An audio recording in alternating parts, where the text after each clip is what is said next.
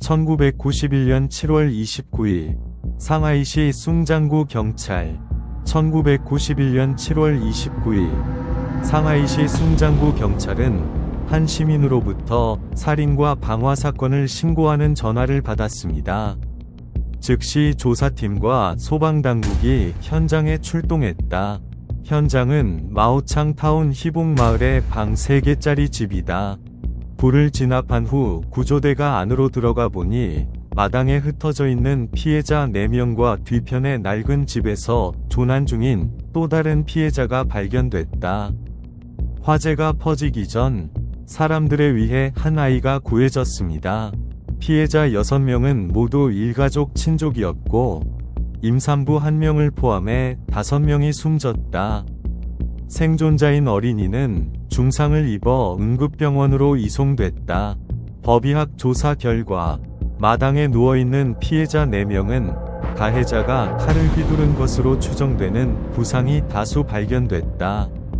사망 원인은 과도한 출혈이었습니다. 피해자는 오래된 집에 누워 가스 질식으로 사망했습니다. 목격자들에 따르면 가해자는 피해자 가족의 사위인 하투엣 롱 27세이었다. 숨진 희생자 5명은 롱의 아내와 시부모님, 여동생 2명이었다. 생존자는 롱의 딸이다. 목격자 증언에 따르면 이날 오후 7시쯤 롱은 마당에서 피해자 4명을 살해한 뒤 낡은 건물에 들어가 불을 지르고 다른 피해자 2명을 계속 공격했다.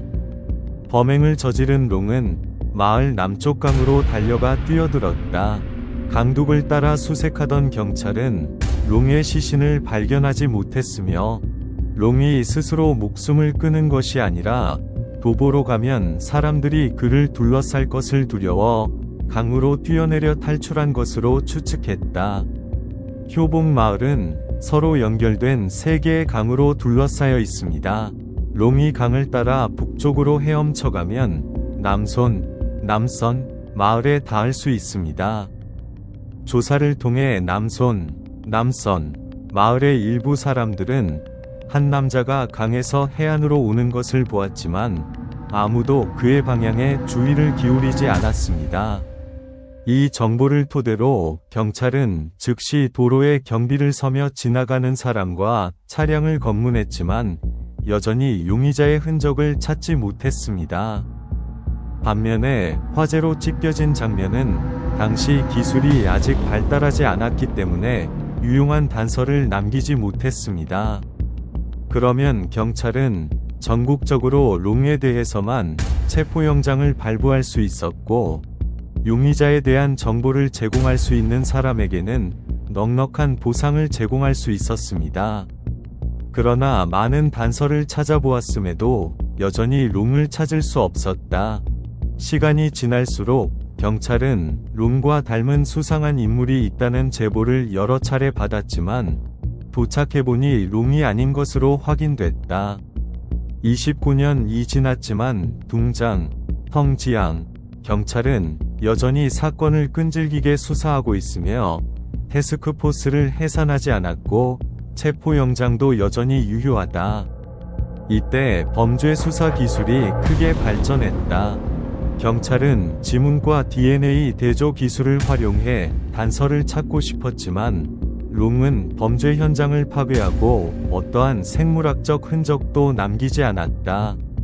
이후 사건은 2019년 퉁장, 텅지앙 경찰서 형사경찰팀 부국장 학원빈에게 넘겨졌다. 1991년 사건이 발생했을 당시 빈은 초등학교에 다니고 있었고 피해자인 동급생이 있었다. 그녀의 부모의 죽음은 그녀에게 깊은 상처를 입혔습니다.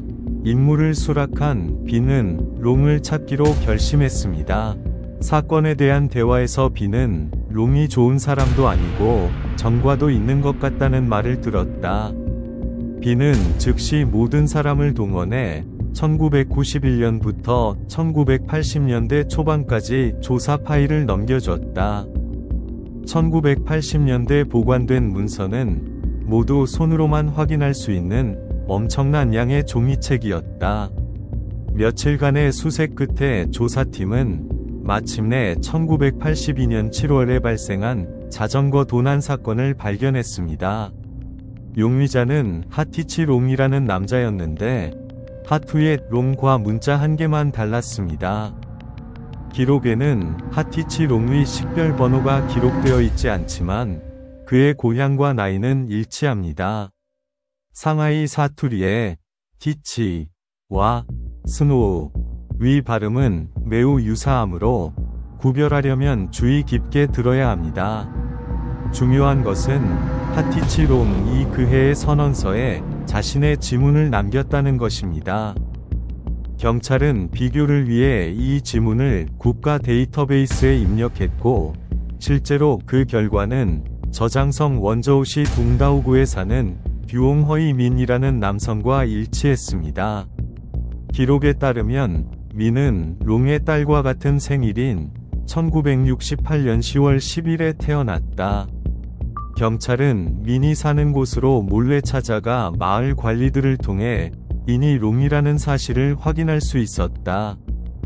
경찰은 사진을 보여주고 조사한 끝에 롱이 1993년에 다른 곳에서 온 마을 주민 즈엉 씨를 만났다는 사실을 발견했습니다. 그는 자신을 안후이 출신의 티우트렌이라고 불렀으며 노숙자 방랑자였습니다. 두 사람은 매우 잘 지내서 듀옹 씨는 롱을 집으로 데려갔습니다. 당시 즈엉 씨의 사위는 막 세상을 떠났고 딸에게 홀로 세 자녀를 맡기고 있었습니다. 듀옹 씨와 그의 아내는 롱에 대해 매우 기뻐하여 그를 시댁으로 받아들이기로 결정하고 그의 이름을 듀옹으로 변경하여 듀옹허이민이 되었습니다. 2013년 롱의 아내가 병으로 세상을 떠났다. 그녀는 세상을 떠나기 전 세 자녀에게 계부의 호적을 등록하라고 지시했다. 그런 다음 아이들은 위부다버지를 경찰서로 데려가 호적부 작성을 위한 지문 채취를 받았습니다. 그런데 며칠 뒤 민은 작별 인사도 없이 갑자기 떠났다. 듀옹 가족 전체는 무슨 일이 일어났는지 모르고 혼란스러워했습니다. 이 말을 들은 경찰은 롱이 신원이 노출될까봐 지문 채취를 한 뒤 갑자기 떠난 것으로 곧바로 파악했다. 용의자는 도주했고 당국은 국가사이버국의 안면인식과 빅데이터 분석을 통해 롱의 행방을 추적하기로 했다. 듀옹 가족의 도움으로 롱이 소파에 앉아 카메라를 바라보고 있는 사진을 발견했는데 그의 얼굴 이목구비는 또렷하다. 당시 롱의 나이는 약 46에서 47세로 1991년 범죄를 저질렀을 때와 비교하면 많이 변했다. 2020년 8월 중국 공안부의 빅데이터 시스템에 따르면 저우시의 도로 감시 시스템은 광둥성 하이시에서는 검은 피부에 약간 대머리, 키가 작은 남성이 파란색 티셔츠를 입고 왼쪽 어깨에 검은색 가방을 메고 보라색 우산을 들고 있는 사진을 찍었다. 얼굴 특징은 롱의 것과 매우 유사하며 컴퓨터는 롱의 사진에 대해 최대 80%의 유사율을 제공합니다. 경찰은 이 단서를 바탕으로 롱의 은신처를 재빨리 찾아냈고 2020년 8월 11일 정오에 그를 검거했다. 롱은 3일간의 신문 끝에 자신의 신분을 인정하고 29년 전 범행을 자백했다.